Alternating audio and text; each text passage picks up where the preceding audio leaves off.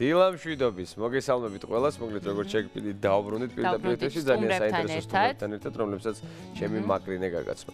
რეჟისორმა ნანა ჯორჯაძემ ღვინის ეროვნული სააგენტოს მხარდაჭერით ქართული ღვინის პოპულარიზაციის მიზნით 35 სერიანი შემეცნებით დოკუმენტური ფილმის გადაღება დაიწყო და დღეს სწორედ ამ თემასთან დაკავშირებით გვყავს ძალიან საინტერესო სტუმრები. ქალბატონმა ნანამ ვერ მოახერხა ჩვენთან სტუდიაში მოსვლა, თუმცა ჩვენთან სტუმრად არიან ლევან დავითაშვილი, ღვინის ეროვნული სააგენტოს თავმჯდომარე და შალვა ხეცურიანი, ქართული ღვინის საპატიო ელჩი და ვისაუბრებთ ფილმზე და არა მხოლოდ ფილმზე, ღვინოზეც ძალიან ბევრს. პირველ რიგში მადლობა, რომ დღეს ჩვენი გადაცემის სტუმრები ხართ და რადგან სწორედ ფილმით დავიწყეთ საუბარი, პირველი შეკითხვაც ამ თემას შეეხება, როგორ გადაწყდა ზოგადად, რომ უნდა გადაღებულიყო ესეთი დიდი მასშტაბის 35 სერია საკმაოდ ბევრია რეალურად და რატომ გადაწყდა დოკუმენტური ფილმი. პირველ რიგში ვიტყოდი იმას, რომ საერთოდ ქართულ ღვინოზე ძალიან ბევრი მდიდარი მასალა გვაქვს, მაგრამ თავმოყრილი ეს მასალა არ არის და არასოდეს არ ყოფილა. ალბათ ვერ გავიხსენებთ რაიმე კონცენტრირებულად, კარგ მესიჯებად ჩამოყალიბებულ ინფორმაციას, რომელიც ეფექტური იქნებოდა, საინტერესო იქნებოდა, როგორც ქართველებისთვის, ისე უცხოელი მაყურებლისთვის. ამიტომ პოპულარიზაციისთვის ეს ერთ-ერთი მნიშვნელოვანი ელემენტია, რომ გქონდეს ასეთი საკომუნიკაციო მასალა. მე კარგად მომზადებული მასალა ცალკე მნიშვნელოვანი საკითხია და ამიტომ თუ ვინ გააკეთებს ასეთ მასალას ძალიან მნიშვნელოვანია. ამიტომ ფილმების სერია, რომ ქალბატონმა ნანა ჯორჯაძემ უნდა გადაიღოს, ეს უკვე რაღაცა წინა პირობას ქმნის, რომ ფილმი საინტერესო იქნება, ფილმების სერია და საკუთარ მისიას უდავოდ შეასრულებს. და თავის ამოცანას შეასრულებს. ინიციატორი ამ საკითხის საერთოდ იყო ბატონი შალვა. ბატონი შალვა დეტალებს გვეტყვის, როგორ დაიწყო ამ ფილმის ორგანიზება. სომელიეთა ასოციაციას ჰქონდა ბევრი საინტერესო პროექტი და მათ შორის ერთ-ერთი იყო სწორედ ასეთი ფილმების სერიის გადაღება. რაც ღვინის ეროვნულმა სააგენტომ მოიწონა და ჩვენი მხარდაჭერით მე ვფიქრობ, რომ ეს პროექტები ეფექტურად განხორციელდება. სანამ ბატონი შალვა უშუალოდ ამ პროექტზე მოგვიყვება, პირველ რიგში ალბათ მაყურებელსაც ძალიან აინტერესებს, რას გულისხმობს ქართული ღვინის საპატიო ელჩი და რა მოვალეობებს გაკისრებთ ეს? ეს უფრო ლევანს უნდა ვკითხოთ ალბათ, რადგან მათი მხარდაჭერით არის ეს ვაინ ამბასადორი ასეთი ინსტიტუტი ზოგადად არსებობს ღვინის ქვეყნებში. ეს არის ადამიანები, ვინც პოპულარიზაციას უწევენ თავის ერთ-ერთ მთავარ ეთნოპროდუქტს, რასაც ღვინო ქვია, როგორც ფარგლებს გარეთ, ქვეყნის ფარგლებს გარეთ, ასევე შიგნით. ეს ბრენდ ამბასადორს უდრის პრინციპში, ოღონდ გარკვეული კატეგორიის ამ შემთხვევაში ღვინის. აქაც საქართველოშიც აი სახელმწიფოს და დარგის თვითონ ასოციაცია ქართული ღვინის სახით მხარდაჭერით ასეთი სტატუსი დიდი მადლობელი ვარ მართლაც და მართლაც საპასუხისმგებლო რაღაც არის. იმიტომ რომ დიდი სიამოვნებით აკეთებ ამას ბუნებრივია, მაგრამ მუდმივად ფიქრობ იმაზე, რამდენად საპასუხისმგებლო და სათუთი თემა არის. ეს არ არის რაღაც მარგარინი და რაღაც კეჩუპი, ხო, ეს არის ძალიან დიდი მნიშვნელოვანი თემა, რომელიც ყველა ქართველი მეღვინეა, ხო ხვდებით და აქ როგორც აქ შეცდომის დაშვება შეუძლებელი არის. აქ ძალიან კორექტულად, ძალიან აკურატულად უნდა შეძლო მიიტანო მთავარი მესიჯები, რასაც გენერირებს თვითონ საზოგადოება და არა კონკრეტული ადამიანი, ვინც რაც სპეციალისტი იყოს ის. რომ შევეხოთ კიდე ამ ფილმის თემას, როგორც ვიცით, რაღაც 8000 წლიან ისტორიის აღწერას აპირებთ ამ ფილმში. ქალბატონი ნანა აპირებს. მაგრამ რაღაც კონკრეტული ისტორია აქვს ჩვენს ღვინოს, ხო, კონკრეტული წლები, კონკრეტული დაახლოებით მაინც რა, ხა შეიძლება 8000 არ ქონდეს ზუსტად არც მე არ ვიცი, მაგრამ ამაში რომ გავარკვიეთ, ანუ საიდან იწყება ეს პერიოდი, ქართული მეღვინეობა და რომელ ეტაპამდე გაჩერდება თვითონ ამ ფილმში რა იქნება აღწერილი.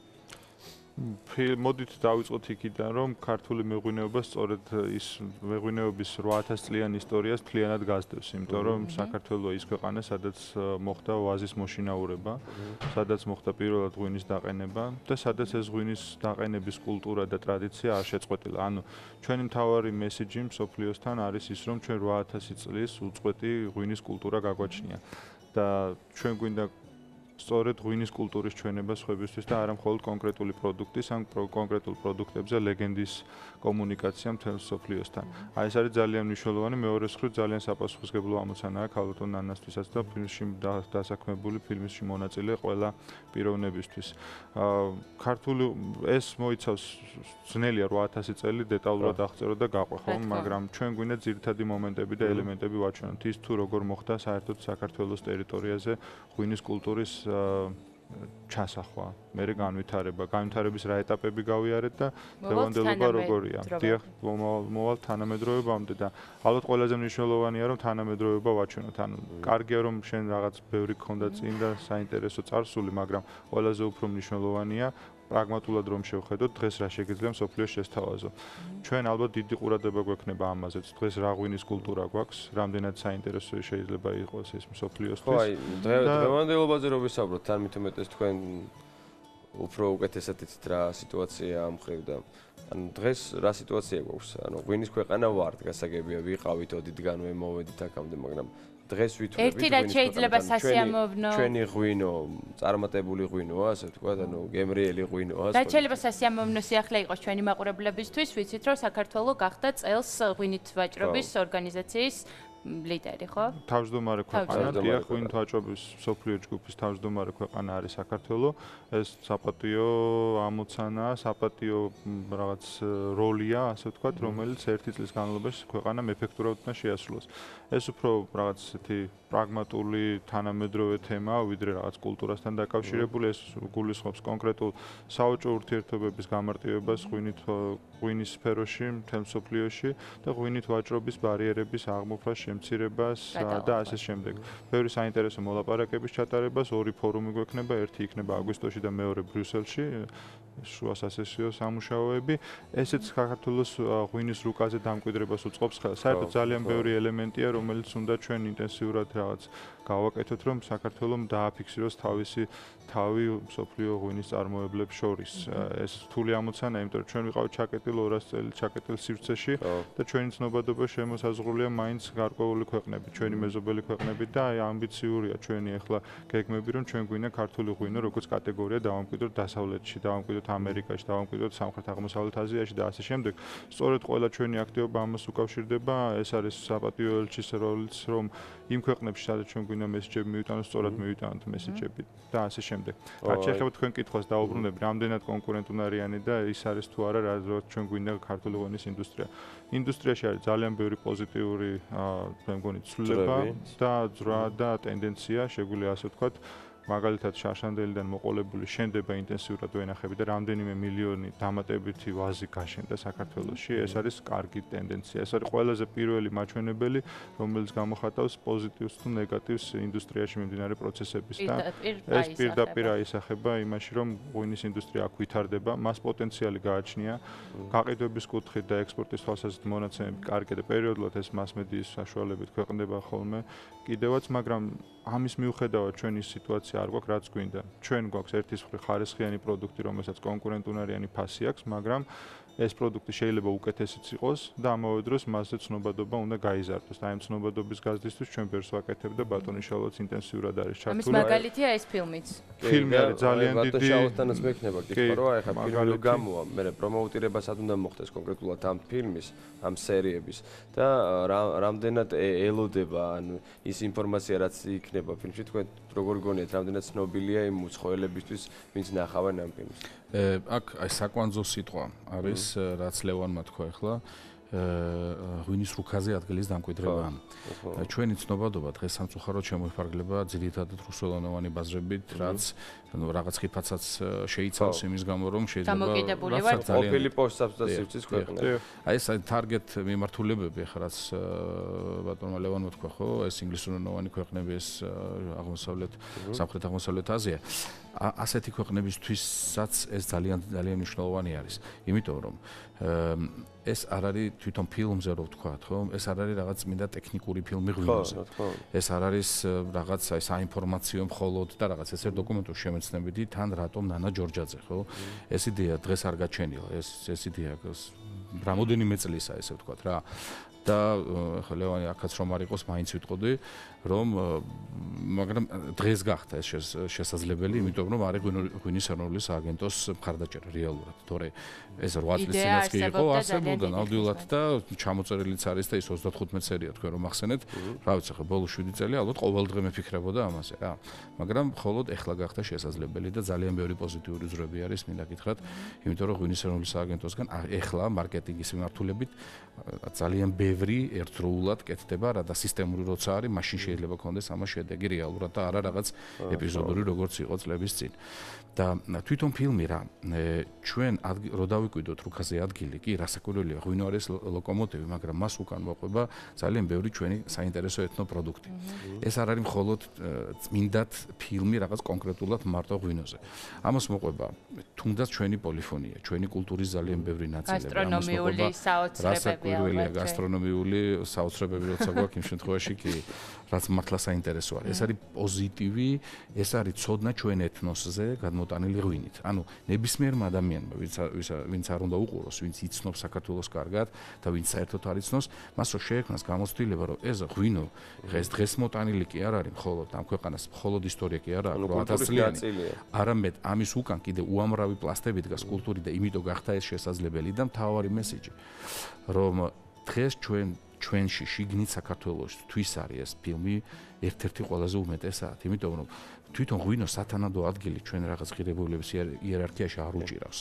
ღვინო სამწუხაროდ ჯერჯერობით არის ან ძალიან დიდი სიამაყის, ასე ვთქვა და ხშირად გაუცნობიერებელი თვითონ არის სათანადო მაყობს დაუსაბუთებელი. ხოლმე ღვინო არის და ნუ იქ ლამპი შუშა და რაღაცა საშინელებები და მეორეს მხრივ კიდე ეს არის რაღაც უტილიტარული პროდუქტი, აი რომელიცაც საერთოდ არ ვახსენე, ხო, აი რაღაც გამოთრობის, ანუ თვითონ არადა სხვა კულტურის ელემენტები, იგივე პოლიფონია, იგივე ცეკვა, ხო, აი ამ სიმაღლეზე დღესდღეობით ჩემის აზრით ღვინო არ დგას. დანიშნულებას ვერ უძებნით რა. ან მაქსიმალურად ღირებული ვის ხალხს ესე ვთქვათ, ის ფასი არა აქვს ჯერ.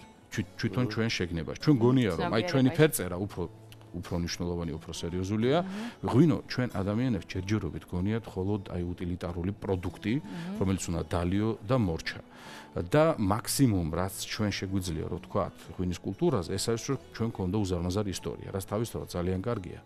მაგრამ ისტორიის გარდა ღვინოს ირგვლივ აქვს უზარმაზარი სხვადასხვა პლასტები, კულტურები და შენ როცა შენს ერში მას ხდი იმ დონის ფენომენად, რაც არის კიდევ ერთხელ ვიმეორებ, აი თუნდაც სიმღერა, თუნდაც ცეკვა და ასე შემდეგ, ეს უკვე შენთვის კულტურული პროდუქტი ხდება და უკვე ლამპის შუშისიც მოგერიდება და უკვე სათქმელის ბევრი გიჩნდება და უფრო მეტი გასაგები ხდება. რა თქმა უნდა, ამ ფილმში იქნებიან ადამიანები, რომლებიც ქმნიან ამ ღვინოს.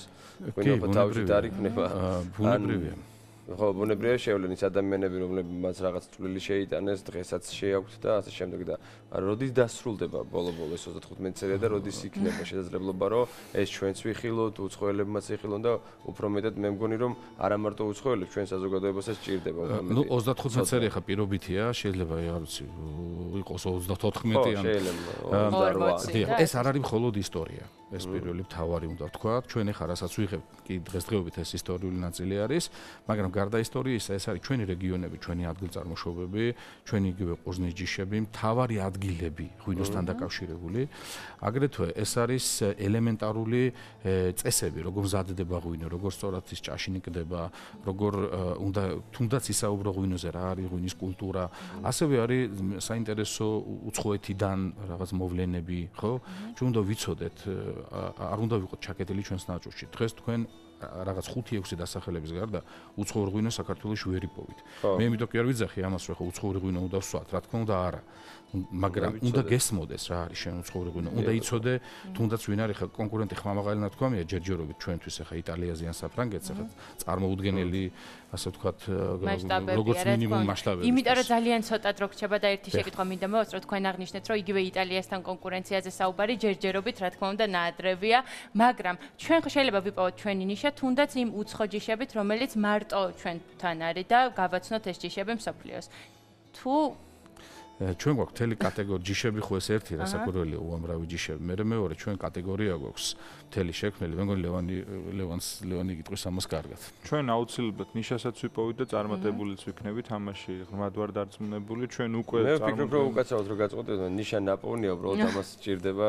კი, ჩვენ პოზიციებს დავიკვირდებით. აი მეც ვეთანხმები ბატონ შავლას, რომ იდეაში იტალია, საფრანგეთი არიან ძალიან დიდი წარმოებლები, ჯამში რო ავიღოთ ისინი მსოფლიო ღვინის წარმოების ნახევარი მოდის ამ ორ ქვეყანაზე, მაგრამ ამის მიუხედავად ჩვენ რიგ შერჩეულ ბაზრებზე ჩვენ გვაქვს ძალიან ძლიერი პოზიციები, დაახლოებით მათნაირი მდგომარეობა გვაქვს ესეთ ქვეყნებში, ეს უკვე არ არის სხვათა შორის მცირე შედეგი, იმიტომ რომ ის ქვეყნები ცდილობენ იტალია, საფრანგეთი იყვნენ ძალიან წარმატებული და მათთვისაც ძალიან მნიშვნელოვანი ბაზრებია.